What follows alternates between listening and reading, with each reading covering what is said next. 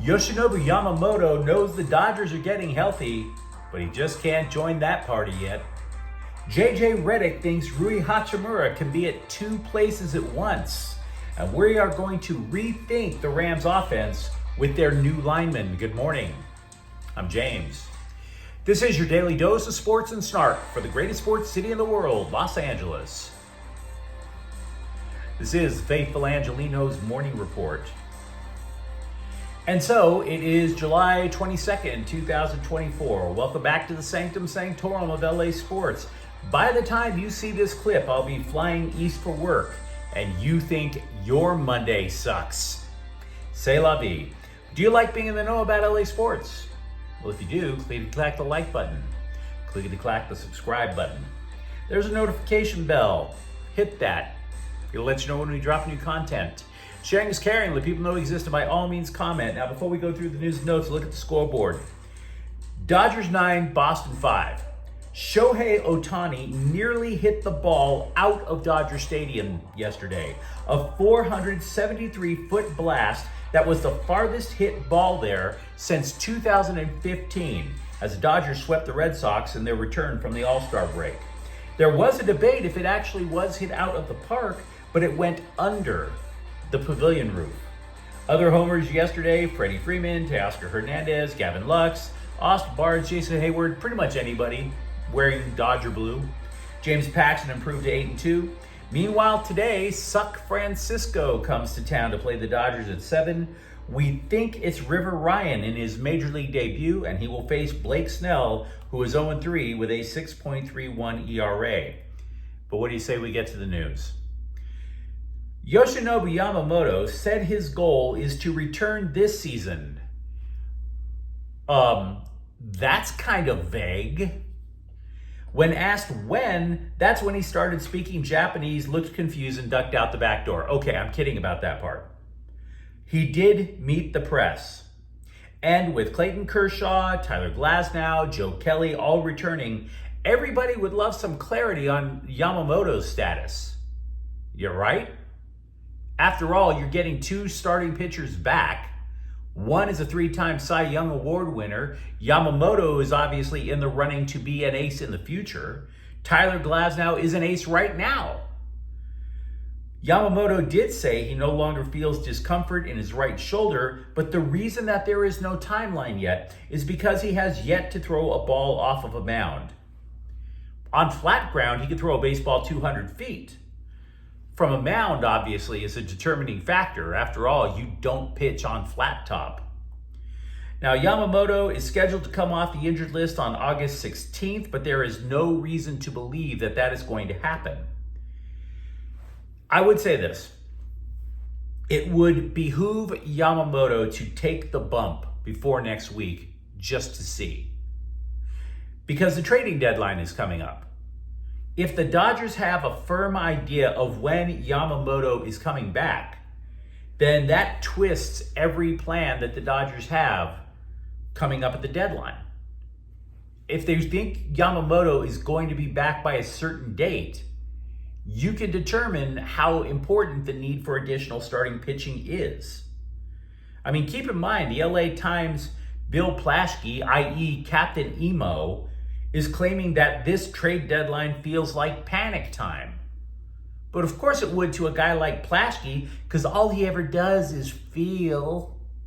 So many feels, all the feels on the sports section that you could ever even begin to stomach comes out of Bill Plaschke. It's really kind of gross when you think about it. All the feels.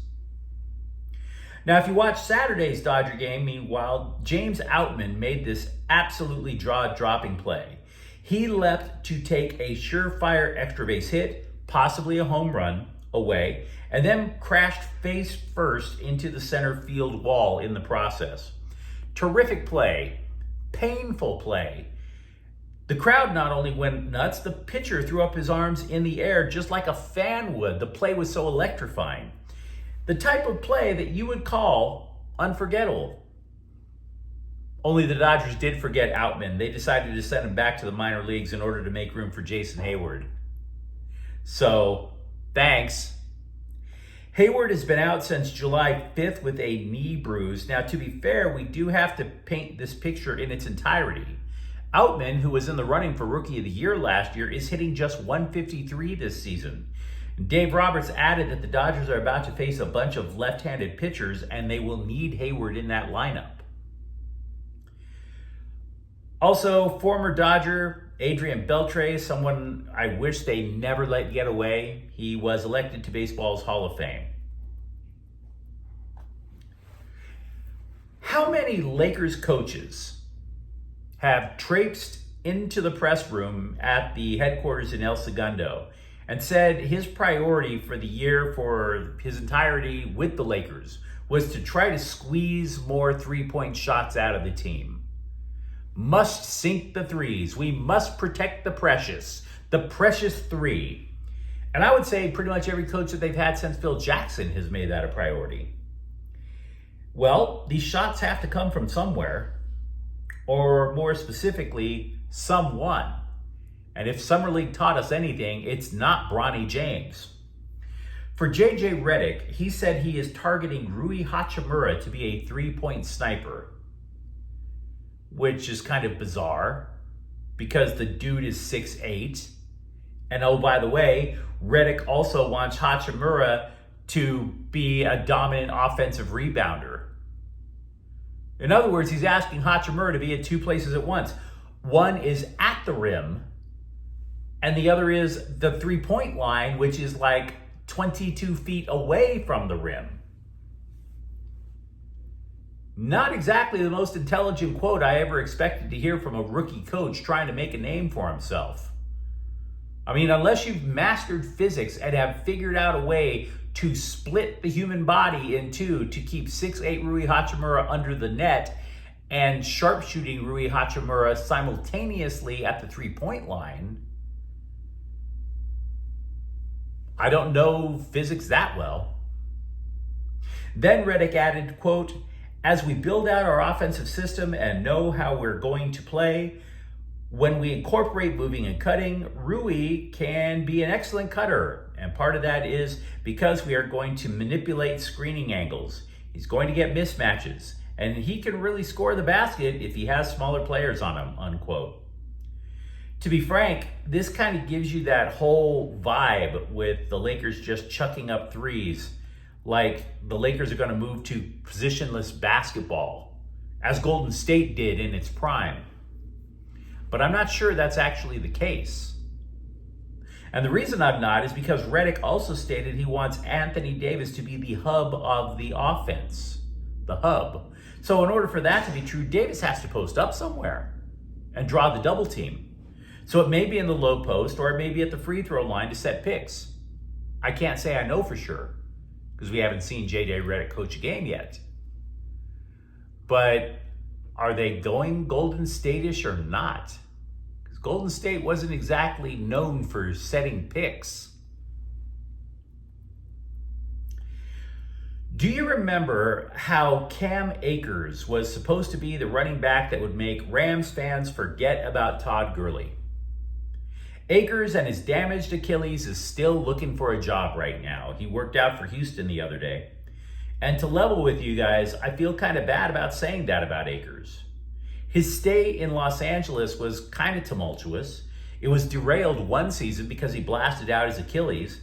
Then he runs foul of Sean McVay and ultimately was sent to Minnesota, where he had yet another season-ending Achilles injury. But the reason that I keep thinking about Cam Akers is to primarily illustrate what the Rams are trying to accomplish now in the running game. And for that, we bring out the whiteboard of infinite knowledge. Yes, welcome back, the whiteboard. We have missed you, kind of. I was asking myself, thinking about Cam Akers, the Rams don't have anybody like Cam Akers in their running back room right now. As a matter of fact, the two main guys are literally the same type of running back.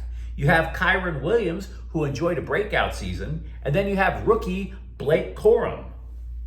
This is not a pair of guys that you would nickname Thunder and Lightning, right? There is no speed guy. You're more likely to nickname them Sledge and Hammer. So I broke down some film online yesterday, and I noticed a difference, which we're going to illustrate a little bit on the board to try to show you what's up. Do you remember when McVay first came to town? The Rams would run a lot of jet sweeps. A jet sweep, for those who don't watch as much football, is when you take the slot receiver, have him run full sprint behind the line of scrimmage right before the snap, and depending on what the defense was showing, the quarterback might immediately, instead of running a pass or handing it off to the running back, he might just quickly hand it right back off to that slot back and have the slot back curl around the end and get some quick yards. The Rams used to run a ton of jet sweeps, primarily with Cooper Kupp, back when he was a young man. So when you faced the Rams back then, you didn't know what you were going to get. It was the same formation. Kupp was always going in motion, but you didn't know if it was a jet sweep. You didn't know if Jared Goff was going to hand the ball off to Gurley. And for that matter, you didn't know if Goff was going for the play action pass. So what wound up happening? Well, the defenses adjusted. And what they decided to take away first was to make sure that they had the personnel to take away the jet sweep. The Patriots did that in the Super Bowl that they defeated the Rams in. The 49ers did so when they drafted Nick Bosa. Here's what they would do. The 49ers would say, okay, we're going to take our defensive ends and we're going to line them up just a little more outside. And if you have elite defensive ends, like the 49ers had, if you have that defensive end blow up the tackle, the offensive tackle, you stop Cooper Kupp in his tracks. And then all of a sudden, you have linebackers who can come up and either stop Kupp or stop, in theory, Cam Akers. So that didn't work, especially when the Rams were doing zone blocking. So if the opponent adjusted, give Sean McVay credit for adjusting right back. Gone are the wide zone blocking concepts, and we were talking a lot about that last year. The Rams went to a power blocking scheme. So if opposing defenses are going to take their defensive ends and split them out wider to try to take away the jet sweep, the Rams are now going to have a decided advantage by running the ball straight up the middle. Straight up the middle. You have two power backs in Kyren Williams and Blake Corum, not speed guys trying to get to the outside. You have a power back, blasting behind a center and two guards with a combined weight of more than 1,000 pounds against two defensive tackles. You can consistently get yards doing that. Now, this is just speculation, of course. We have not seen the Rams run their offense yet this year because, of course, they haven't even started training camp. But when the Rams moved Steve Avila from guard to center, and then they signed Jonah Jackson at guard, if you go back on these clips, you might remember that my original thought was it was a way to protect Matthew Stafford, to take away the blitz going up the middle. But what if I'm wrong? What if that isn't true? What if the Rams are going to turn into a beast mode power team that literally punches you in the mouth right up the middle until your defensive ends, instead of going to the outside, now decide to cheat in? And if they cheat in, guess what happens? The jet sweep comes back all over again. So Sean McVay, smart cookie. Just a guess, but I think I'm right. The Galaxy's Gabriel Peck has joined Ricky Puig as Galaxy additions to the MLS All-Star team. Peck has 10 goals and 10 assists in his first year in LA. Meanwhile, LAFC is also sending 2 players to the All-Star game. It's Dennis Bouanga and Hugo Lloris in goal. But you let me know what you think in the comments thread. Are you okay with there not being a timeline for Yoshinobu Yamamoto yet? Are you believing that JJ Redick can split Rui Hachimura into two people at once? And if you enjoyed the content, don't forget to subscribe to Faithful Angelenos. We're talking LA sports every single day here. Thank you for watching. I'm James. We'll be back tomorrow. Faithful Angelenos is a Kian Corte El Queso production. Take care.